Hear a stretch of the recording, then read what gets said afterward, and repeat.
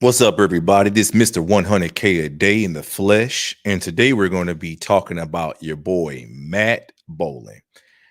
Now, of course, I am the biggest hater in track and field, but I still at least try to be objective to the facts. I only like to spit facts. And one of the facts of the matter is Matt Boling is talented, but severely overrated. So let's go back.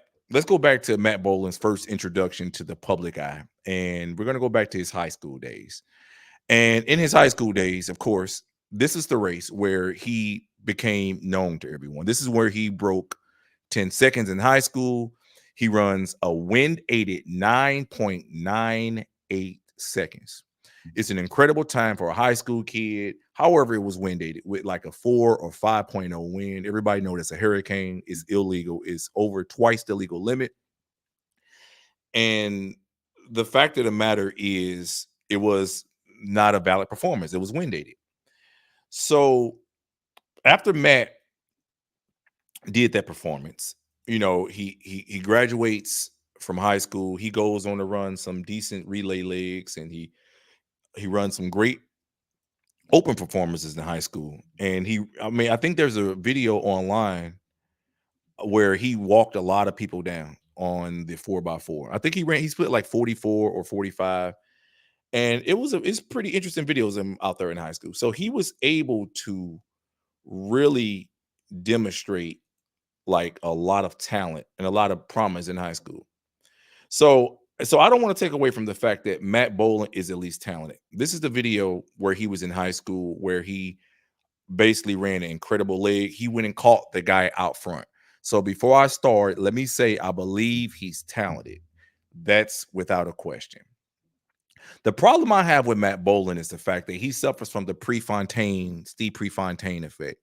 He suffers from the Abby Steiner effect. He suffers from the Jenna Prandini effect. He suffers from the Mary Decker Slaney effect. He suffers from the Dave Johnson effect. He suffers from the effect that soon as a kid with his background, with his genetic code, comes along and does something, people make a big deal out of it.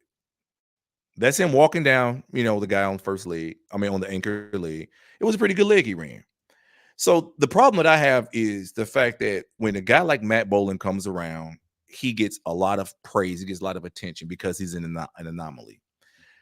But at the same time, he really does not accomplish anything when it actually matters, when the real competition shows up.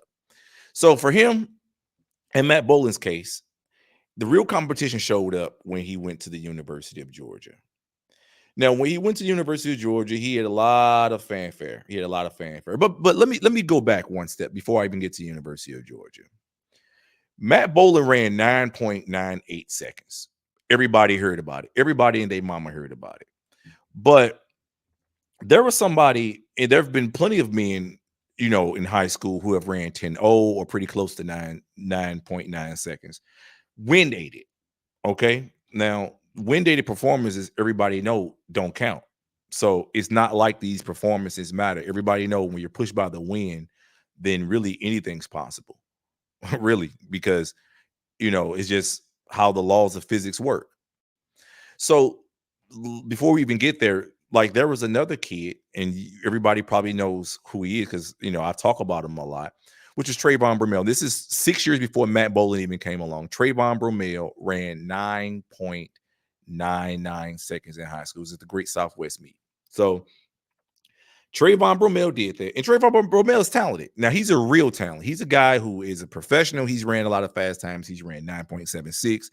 He's ran a lot of great times. Even when Trayvon Bromell got to the NCAAs, Trayvon Bromell performed. He became NCAA champion in the 100-meter dash, which I believe is the most difficult event to be successful in because of the level of genetic competition that you have to encounter. Genetic competition. Now, I'm not saying it's the most difficult event to train for.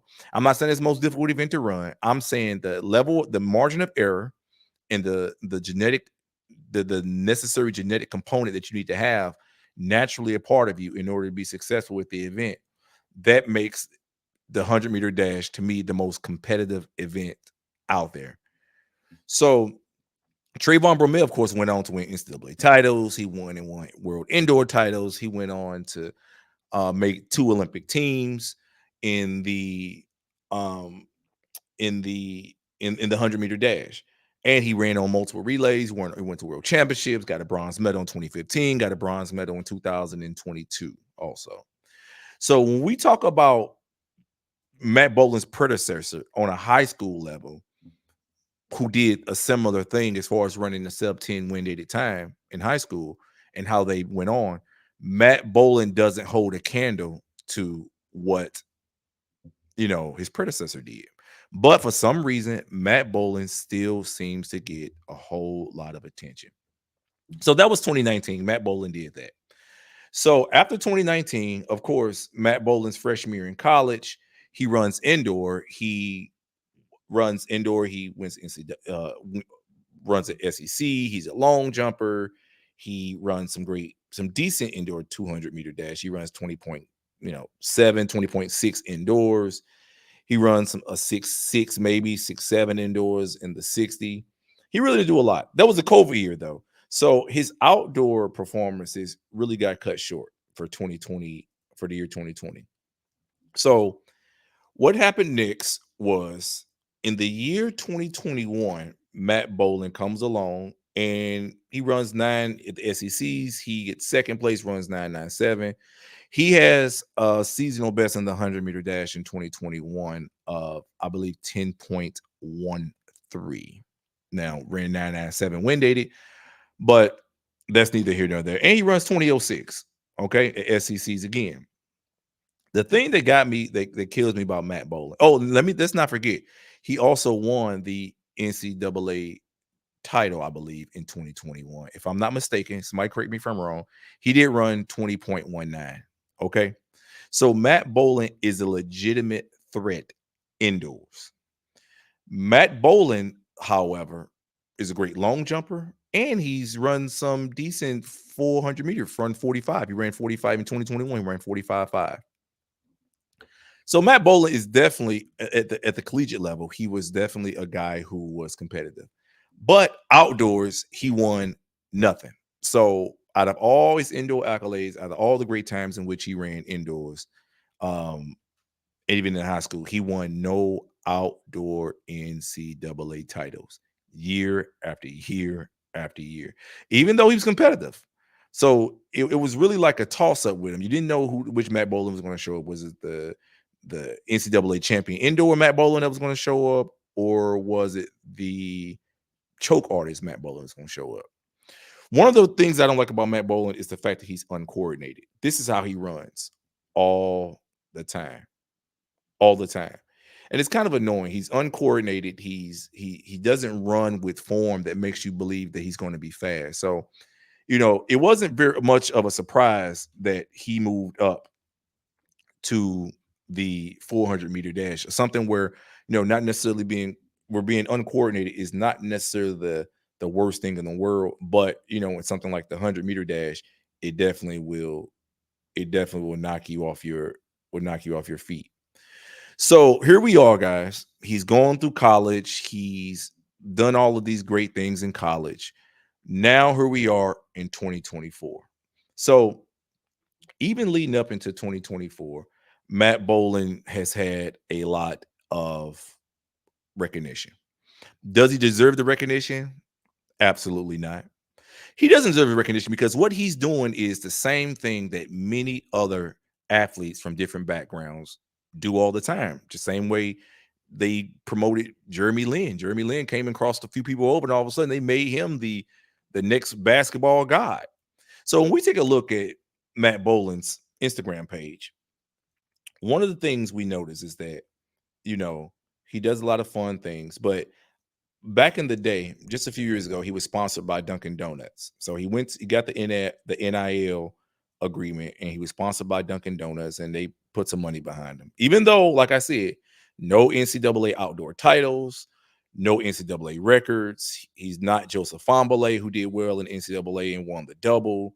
He's none of those guys. So that's automatically a red flag for one. It tells me that he may be overrated. He get the track and field. He had the track and field high school athlete of the year cover. That was in September of 2019. Okay.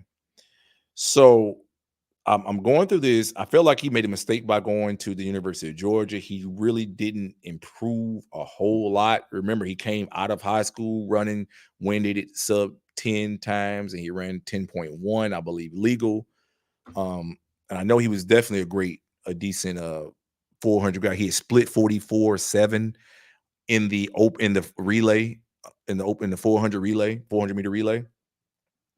And he had also ran some decent 200s. I don't know what his high school personal best was in the 200. Let me check. In 2019, let's see what Matt Boling ran in the 200. So in 2019 in high school, Matt Boling already ran 20.3. Okay. So he came out of high school running very well, very well. He ran 20.31 in high school. So yeah, he really didn't improve a whole lot in college. You would expect the guy who's running 10-1 and he's really on that trajectory, he would have ran a lot faster when he got to college. But I feel like going to Georgia was a complete mistake, a total disaster, and he really didn't improve the way he should have. So that's another story. So when we look at his Instagram, we see Matt Boling. We show him running. That's him running. He's extremely uncoordinated, and that bothers me. That really bothers me about the way he runs. And I think that because this his genetic pattern, they are usually not coordinated people. They're lucky to even be on the track and to even be competing at the level in which he is. So, but we don't know what his exact genetic background is. We know how he looks, but we don't know exactly what genetics have been passed through from his ancestors. We don't know who his great great grandmother was. We don't know who his great great grandfather was. We don't know these things. We just know how he looks. And based on what we see with Matt Boland, I feel like he's consistent with running mediocre times. And with him being consistent with running mediocre times, I don't really feel like he has a chance to really be competitive as a pro because he hasn't broken through yet. Let's just put this in perspective, everybody. Just yesterday, he ran 44.94. That was the second time in life breaking 45 seconds. He broke it just a few weeks ago, maybe a month or two ago at another meet. Now, at the very same meet, a high school kid just who's 16 years old just ran Quincy Wilson just also ran 40 40. What did he run? 44.6 and broke 44.66 and broke the high school record. So Quincy Wilson, hopefully he gets the praise and the accolades that he deserves, but this is a high school kid who's already beaten Matt Boling. Let's see, does Quincy Wilson get the recognition and the attention and the adulation that Matt Boling gets? So Matt Boling is now made it to the semifinals of the 400-meter dash at the Olympic trials. Now, for the semifinals, they're going to be held on Sunday, which is tomorrow. And the heat sheets have not come out yet. And I don't know, what type of shape Matt Boling's in, but it is is my thought process that he probably will not make the team individually. I don't think he's going to beat Norman. I don't think he's going to beat Quincy Wilson. And I don't think he's going to beat Vernon Norwood. So Matt Boling, for all his accolades, for the Dunkin' Donuts promo that he does, for all the great things that he has going for himself, the titles, NCAA indoor titles, um, he probably won't make the Olympic team. And he probably doesn't even deserve any accolades that he gets. But we all know why he gets the accolades he gets. He does have personal bests that I feel like are respectable overall. So his personal best, now these are at fluke meets, meaning meets where there's really no, there's really no competition, or it's not in the championship setting, it's not at USA Nationals, it's not in a way where it can be a defining moment to really establish him as a real threat in track and field or any sprints. So his personal best, let's just go down the list. And this is his world athletic profile that I'm looking at right now. His world athletic profile shows that his personal best, and of course, these are done at BS meets that nobody really pays attention to, but his personal best come down to he's run 6:56 in the 60, which is respectable.